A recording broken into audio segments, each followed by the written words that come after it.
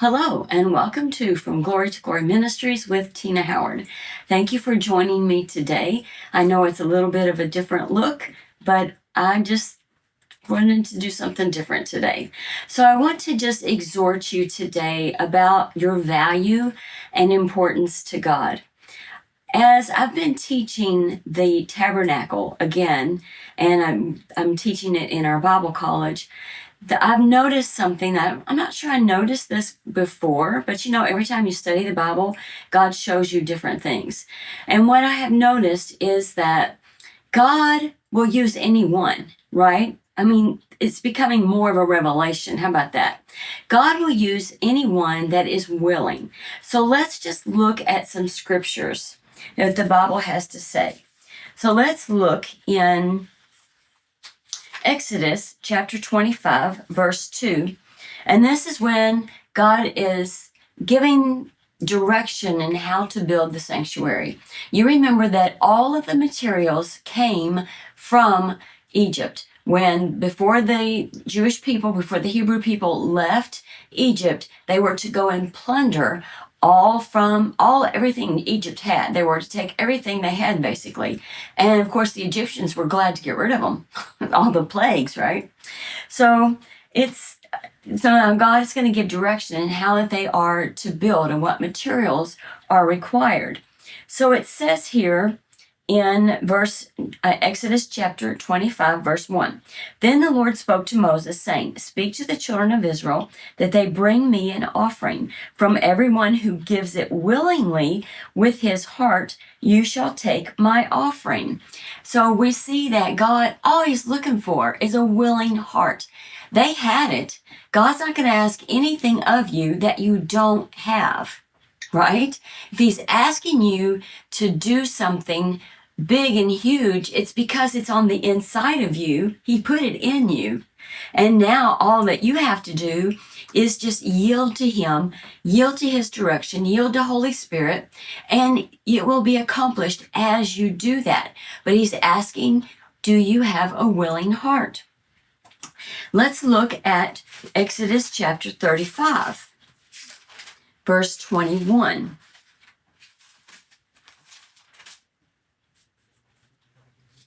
Then everyone came whose heart was stirred, and everyone whose spirit was willing, and they brought the Lord's offering for the work of the tabernacle of meeting, for all its service, and for the holy garments.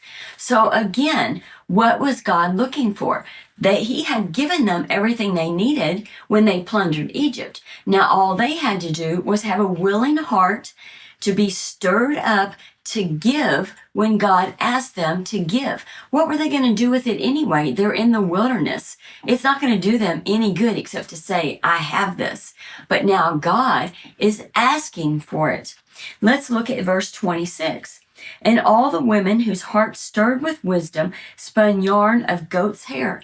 So now God is asking them to do some work. And he had men that he put his spirit on, and they were to be the craftsmen, but they had to be willing to do that. That's all God is asking, is that we be willing. The Bible says if you're willing and able, right? If you're willing and able, you will eat the good of the land. Now, I can be able, I can say I'm willing to do it, but not have a good attitude, and then I won't eat the good of the land. But if I'm willing and I am able, if I will do, and what the Bible says is if you're willing and obedient, you shall eat the good of the land. That's in Isaiah 1, I believe it's verse 19. Let's go look real quick. It's always good to make sure you have the right reference. Isaiah 1:19. If you are willing and obedient, you shall eat the good of the land. So you can be willing but not be obedient. But you can be obedient but have a bad attitude. God doesn't want that. We've probably all done things that God asked us to do before with a bad attitude. But repent, right?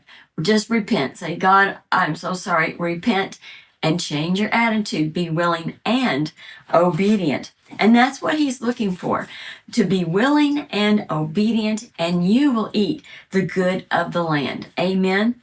Then let's look at one more scripture here in Exodus chapter 36, and we'll read verses 2 through 7. Then Moses called Bezalel and Aholiab, and every gifted artisan in whose heart the Lord had put wisdom, everyone whose heart was stirred to come and do the work. See, God is not asking for something you cannot do.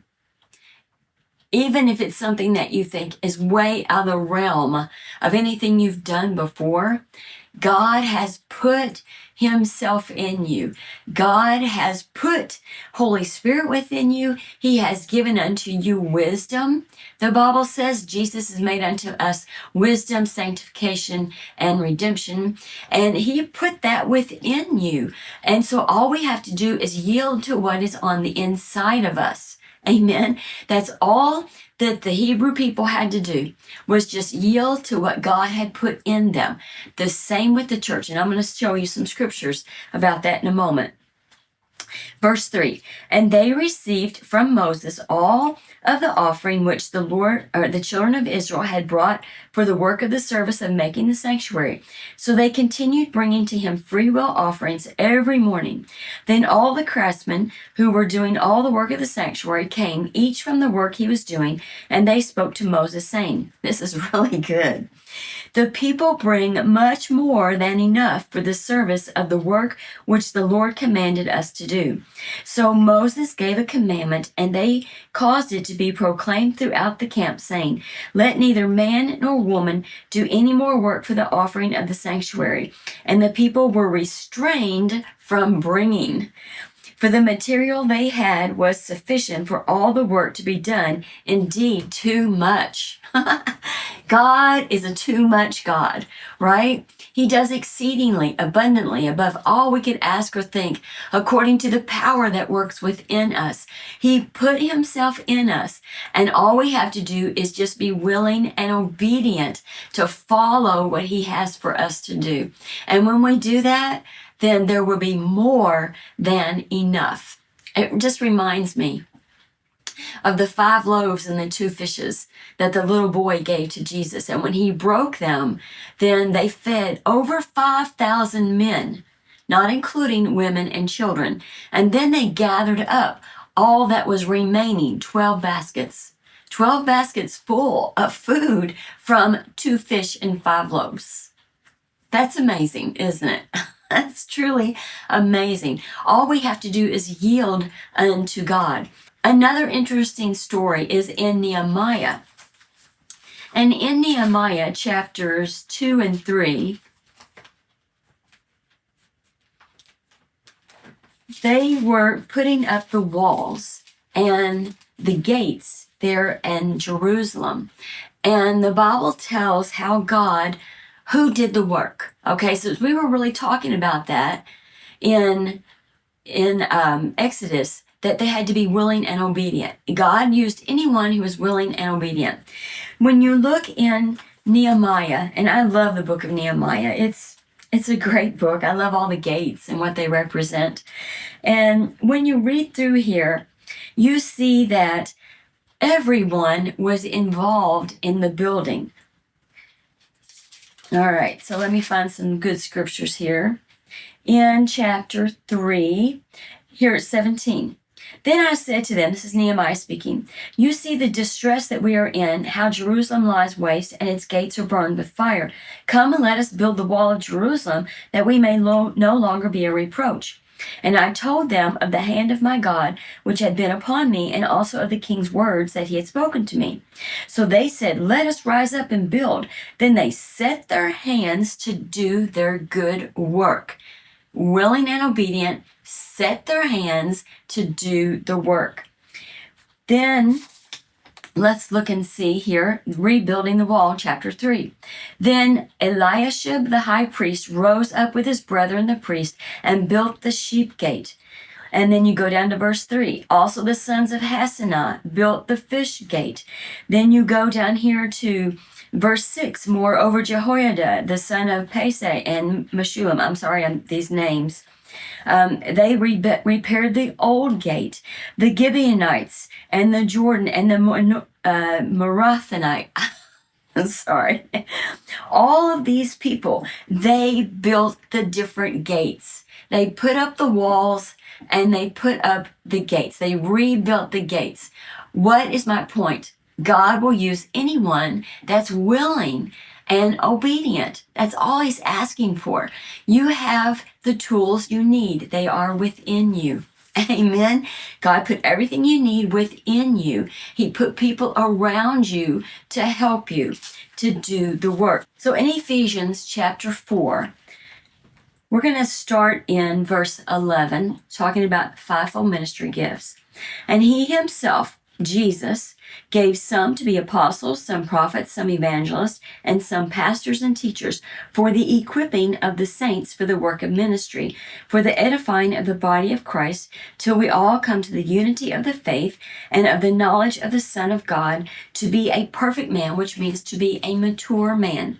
He knows we are not going to ever be perfect. The only perfect one was Jesus. Amen.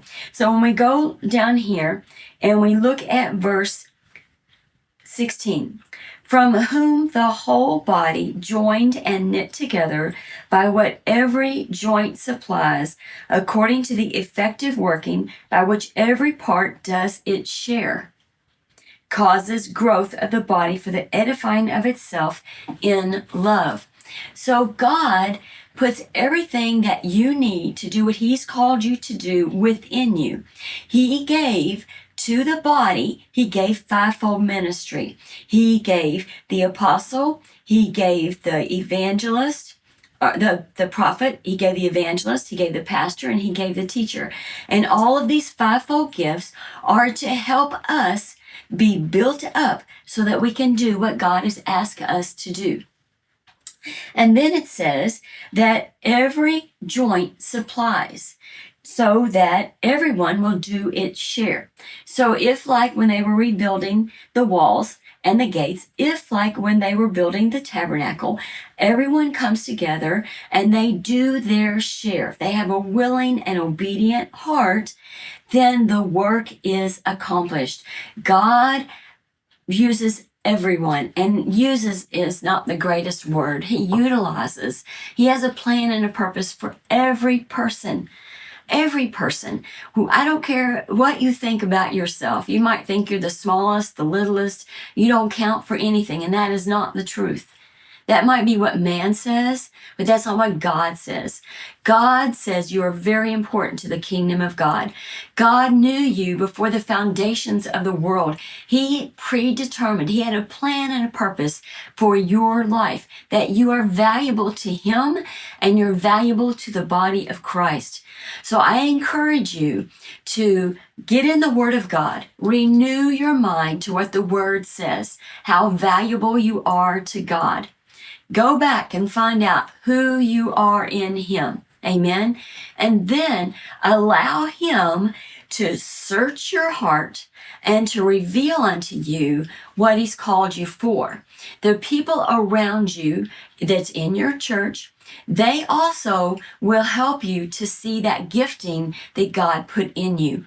They will recognize it. They will see it. Maybe you don't see it, or maybe you do. But the people around you will help to either help you recognize or confirm what God has put inside of you, so that you too will be that every joint supplies and you do your share.